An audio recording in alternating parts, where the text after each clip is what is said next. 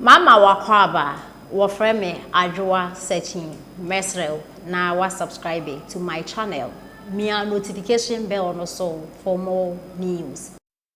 Juma na nti wo ye kaya yo na afi na wo ba na wo mpe we na wo pese ye be che wo pan na de akwanam ya beje wo taxi dia akasa ne koto abafun me say afi wasan kasa afa taxi ho say Akufo-Addo government je taxi no do Akufo-Addo baaye nuisance tax makoma ku 16 obe prayer to egu tax nko a wo John Dramani Mahama NDC Moses gu Ghana for so makoma ku 16 wa be kra ni na to egu ene wo so wono mu ma tax John Dramani Mahama monkai o ma tax ama condom tax o ma tax ma sekan ye de kodo ni na tax kania ye so o ma je tax wo so ni na nti wasan je tax afi de business papa tax ni mene ye wo so wa ma so obedwene wo ho o ba so obedwen wo ho a enkanye wuni nti tax ne de obebo ho saa tetewa momiewe saa video no. And so the only way you can raise money really is through the tax system, and the only way you can get everybody to contribute is through indirect taxes. And indirect taxes include like consumption of petroleum products. And so those who consume more, if you have a V8 and you buy more petrol, then you're paying more tax. If you sit in a trotro, you're paying less tax because 15 of you are in the trotro using the same fuel. And so those are some of the things that we're faced with.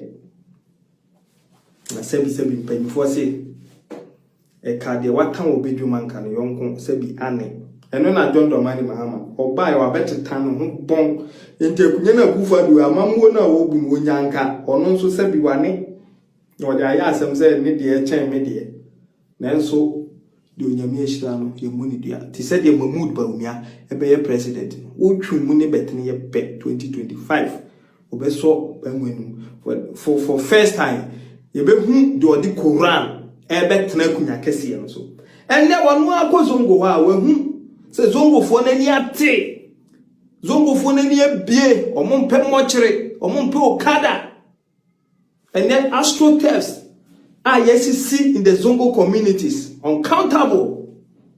And into one more to say wa fairly wo and then neso any be any school nimdia koso ho and you was me ba my mom holiday minia walk or shells abon bisa say holiday no dia na de be ma in fact that day no de be ka set na fie no wo de kwa adwuma ndiga onya ska wo de ye de manim bra no be ma holiday wo de ye de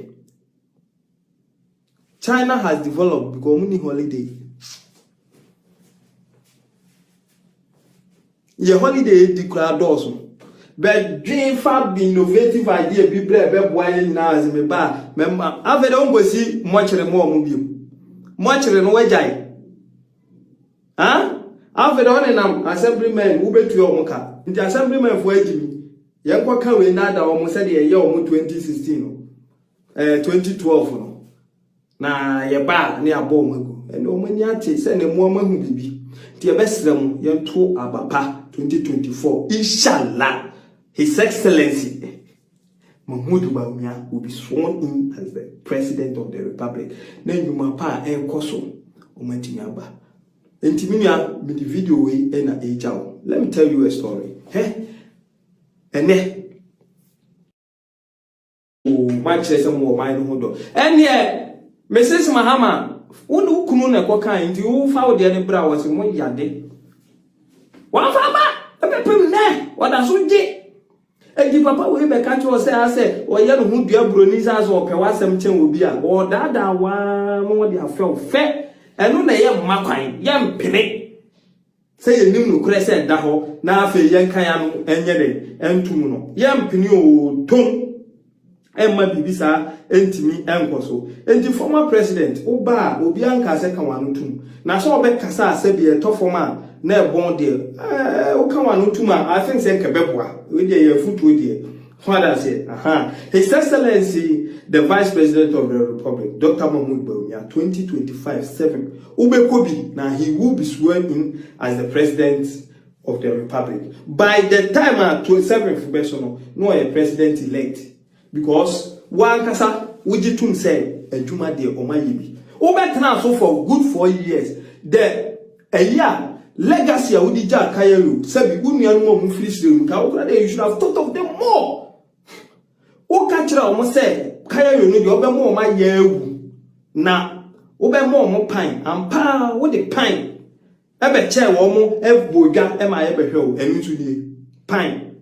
And I don't say me bois. Someone a tear so die pa, a jenny, a mamma Ghana by was it there be? Omonso, they are part of Ghana.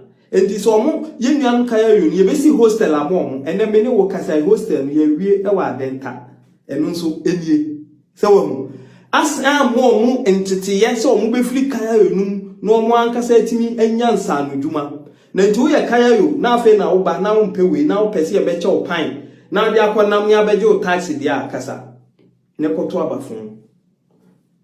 Me say, afe wasan kasa afa tax won say Akufo-Addo government je tax do Akufo-Addo baaye nuisance tax makoma ku 16 obe prayer to tax nko a wo John Dramani Mahama NDC mo sesa gu Ghana for so makoma ku 16 obe kra ni na to egu ene wo so wono mu ma tax John Dramani Mahama monkai o ma tax ama condom tax o ma tax ma sekan ye de kodo nyina tax Kania yes so o maje tax was in nji wasan tax after the business papa tax name mene was wa ma so obedwene wo ho o ba so obedwene wo ho a enkanye wuni enye e wo ha no asan tiesi ye education so say free SHS yes ase o mobilizing crop for free education 419 some guys have video and free education.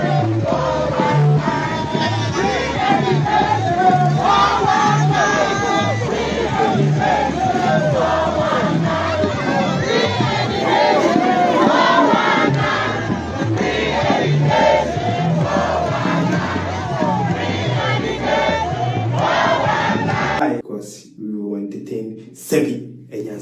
Now, pa young Koso na young head na me air can was him. O man penida da fee so free office a Ghana for children red card to a betiano, a mapa de bribri, a bon into me enter. And o man penida da John Dramani Mahama, or pray so besan ba na abroad di Ghana mine was am DP, na Ghana for it there be papa yeniate. E do ban predu, ya beto abanetia predu. How home, na penny force a swimshuma de bia a coso so. Kwaya ofa so amase ni sika be share the moto mo nantini on na mane convoy e change the president of United States ni nyina no nature ebe mana say sika nyina and pump it back into the economy, and that is what nature is doing to him. Obe mana jina sa mana wesa, and then this is for no so no o ma fa strategy bi say nya dia party no sika na kodi no into obe de beba predu in 2024 obe san ba sa kopim say sika na where we are at so don't no or betimi edin nyina ba into the economy back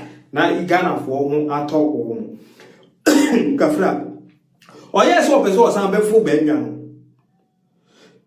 mo fa njem Ghana for consistently ebisa say oba den oba wontimi nka bi da na nsanya na Ghana for si papa o haya soboa kan yo ba be ye ne enhwe because papa na oteso na Akufo-Addo ne ba omia they are doing wonderful job and if you want to beat them there, then you must go the extra mile. Amfoso na chire into aso say amfo na chire into aso de anyame ayi wadom wo watimi aba be di mampanyida nti wonuma a wo be ye no ene ye hwe so e dia maake wo enu nti wo adwofoforo bi aka o mampanyida da akwada sore ya wo se Ghana fo mo de mo ma me ba de meye ni medi no kure ama mo de mo ma me akonya fufuro na we die medi no kure.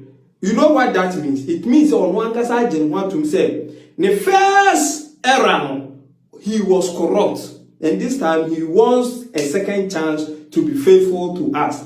And a Ghana for there be and your remedial school na wa kwa aba betro ye no we go. O kwatina CBM afede na anu wo soro ya o so oba ya dwene kwan a innovative ideas ye this STEM eba chere nkura kwan on befa so aye ye mfidie ebiebie school science and technology ye educating the youth on omampanyi dada John Dramani Mahama se oba woni de ne se enkuko buo nketenkete wanka poultry farm wo se nkuko buo nketenkete nti ubeya nkuko ye mankuko numa is enough ko no ndo ofa ne manko gu Dubai na ne be di ne birthday a on to Mercedes Benz E-class emma no wo de akonya akukọ obo akukọ buo na o de amawo na Ghana fo say edi asa na papa yu kan sa hwa na otwe okọ na chi o sa ba ya afa de oni hwe kan de o kan say 24-hour economy o de beba na mpacho